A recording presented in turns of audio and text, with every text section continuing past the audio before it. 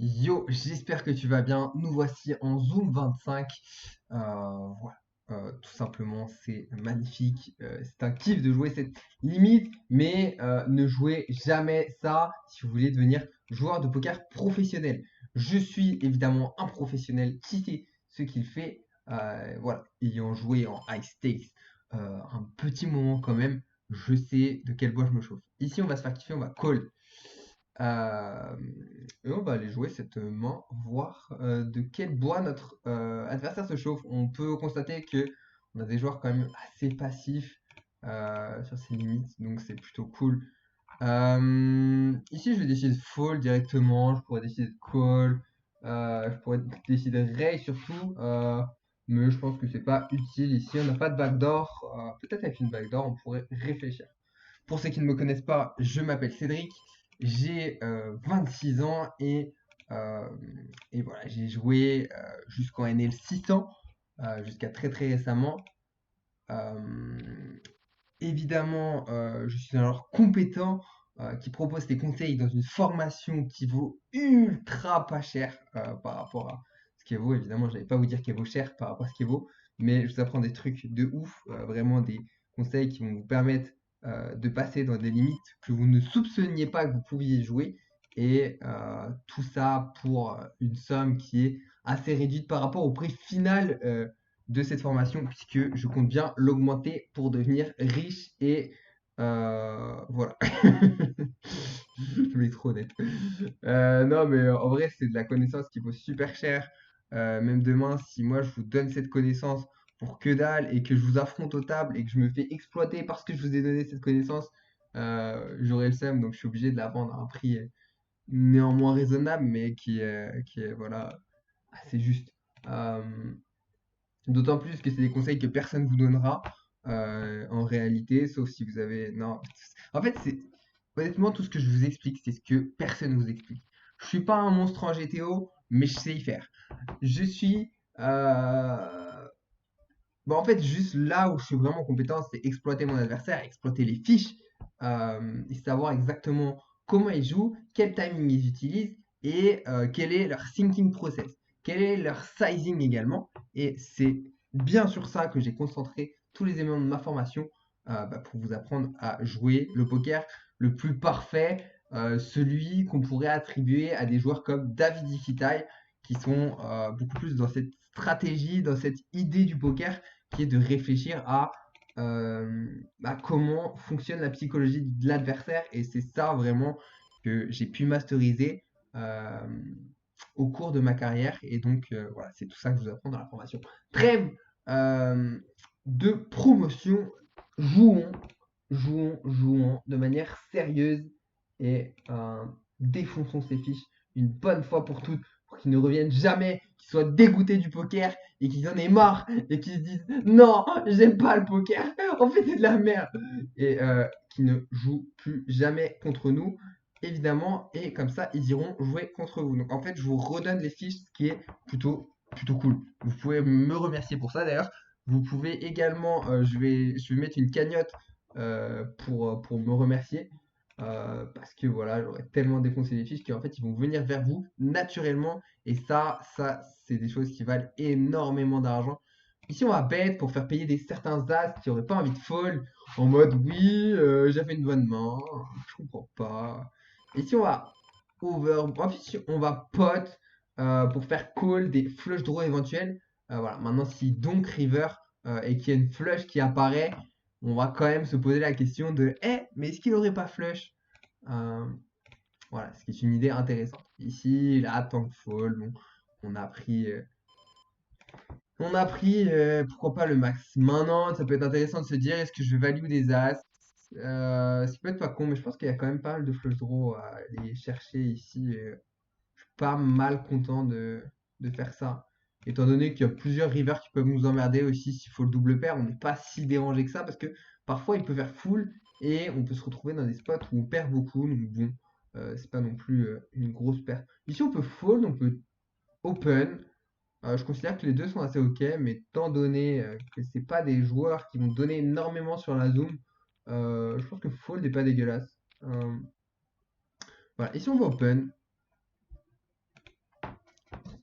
Ici, on open au bouton. Je pense que c'est under 3 bêtes. Donc, du coup, on va pouvoir avoir des coups faciles. Ici, il n'a pas énormément d'as. Il a quelques dames.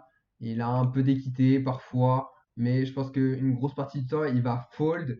Donc, du coup, ici, on va protéger notre main contre d'éventuelles dingueries. Et puis, ça va permettre également qu'on se fasse jamais raise. Parce que ici, on va quasiment jamais se faire raise. Et donc, du coup, qu'on puisse aller jouer une river tranquillou, pilou, sans pression.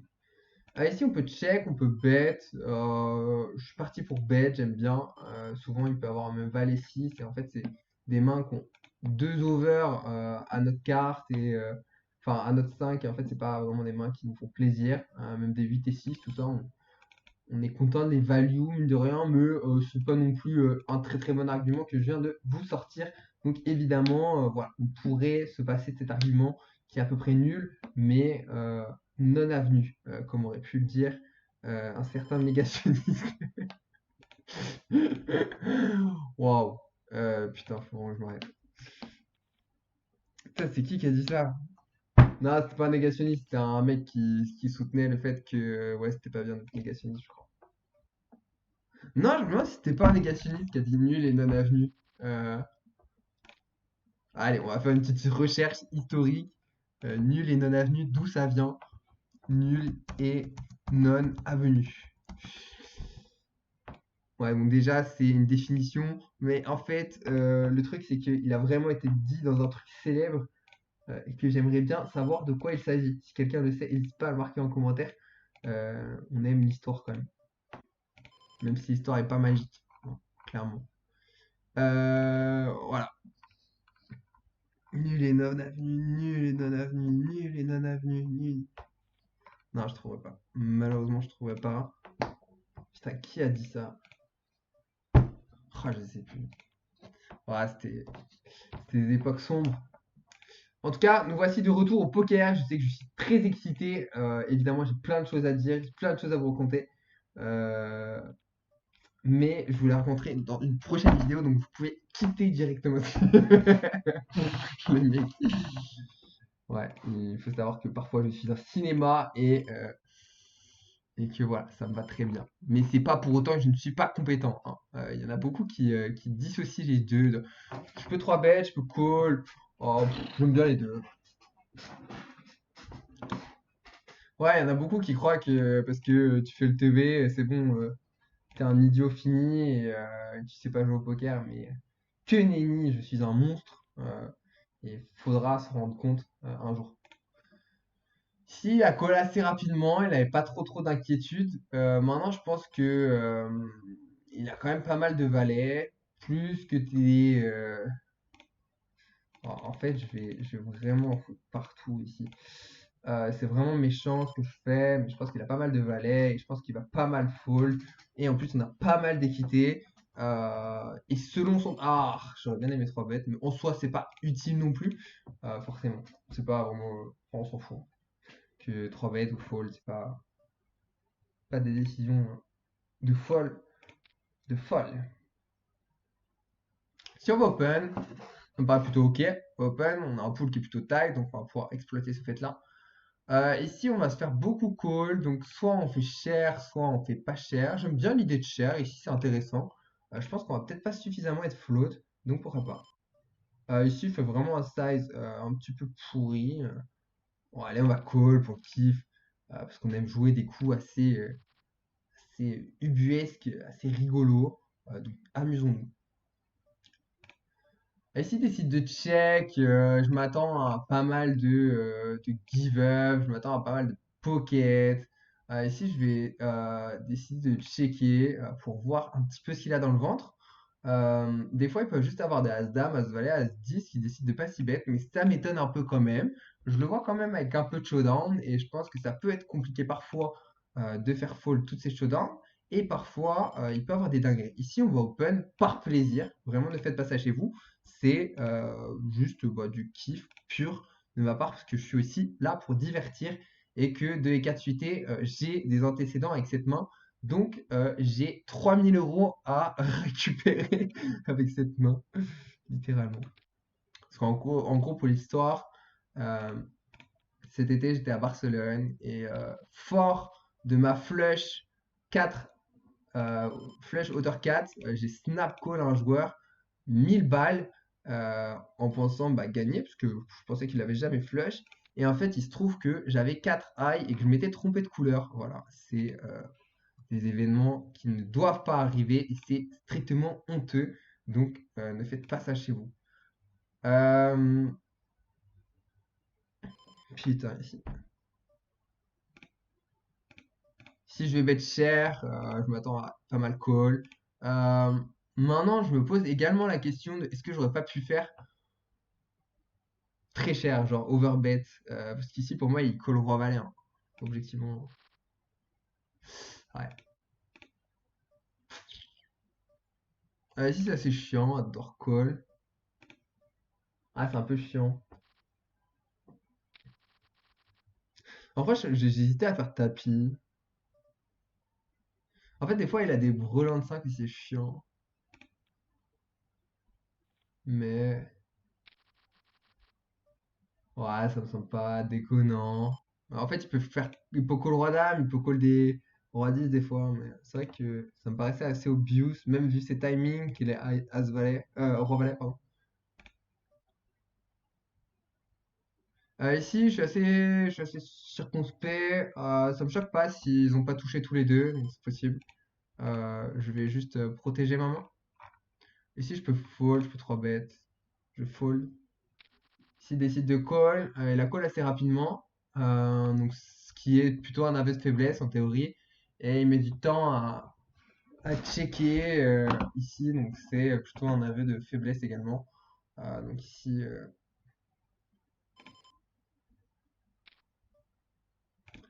je pense qu'on peut s'amuser à ultra small. Ici, de bet. Ce qui est intéressant. Ici, on va le laisser créer, hein. On va le laisser créer, essayer de nous faire fold une dame. Maintenant, si ça se trouve, il a touché vraiment quelque chose. Si ça se trouve, il a As-9. Mais bon, ici, on n'est pas parti pour folder, a priori. Euh, oh, c'est assez emmerdant, hein. Je sais pas ce qu'il nous branle, mais ici, on va call. Oh, c'est incroyable. Un petit roi. Non. Ah bon, bah, je vais call, hein. Bien sûr que j'ai la roll. Bien sûr que j'ai la roll. Même si je me fais pas de pitch, j'ai la roll, en fait. Piso Cipolo qui nous a fait une dinguerie. Une livraison extraordinaire. Mais bon, malheureusement, ça n'a pas souri. C'est une private joke avec moi-même. Ici, je vais call. Oh, je vais call vraiment par plaisir du jeu, hein, la beauté du geste, comme on l'appelle. Voilà, ici, on est vraiment dans du kiff pur. On sait qu'on peut exploiter du fiche. Voilà, ça m'amuse. Donc, ici, on va faire ci de cette manière. 50 euros de différence, quoi. Putain. En termes de V, je sais plus. Putain, elle a eu 24%, ça m'énerve. Je suis en tilt. Ça, en vrai, je kiffe bien la zoom parce que. En fait, j'étais en tilt souvent parce que j'avais pas de spot avant. Et là, il y a trop de spots en zoom, c'est trop cool. Mais ça me tiltait en fait. Je faisais des vidéos et j'avais pas de spot. Il se passait rien. Moi aussi, on va snap, miser parce qu'il est pas là. Et donc, on profite du fait qu'il soit pas là. On a rien à foutre.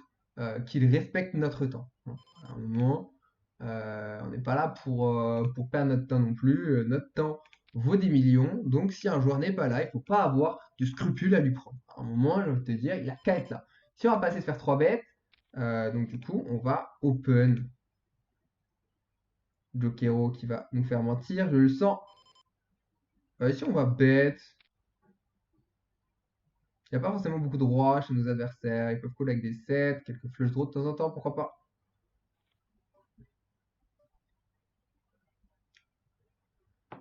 D'ici, il décide de checker comme s'il avait quelque chose, donc c'est cool, on va voir.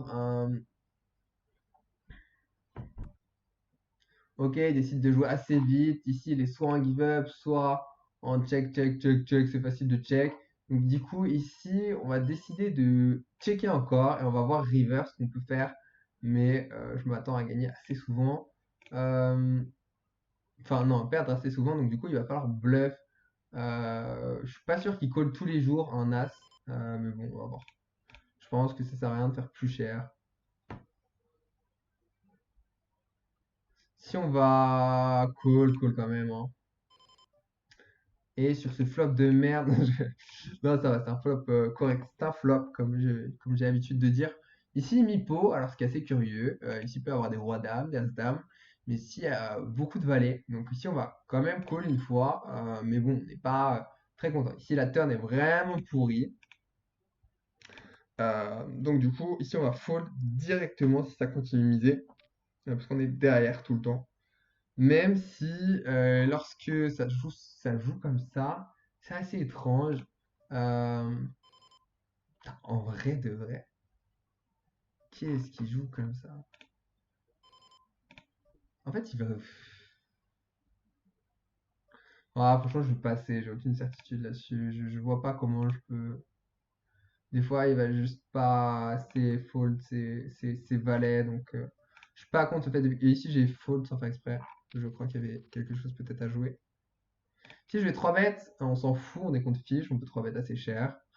Le fiche, c'est un fiche par définition, donc voilà.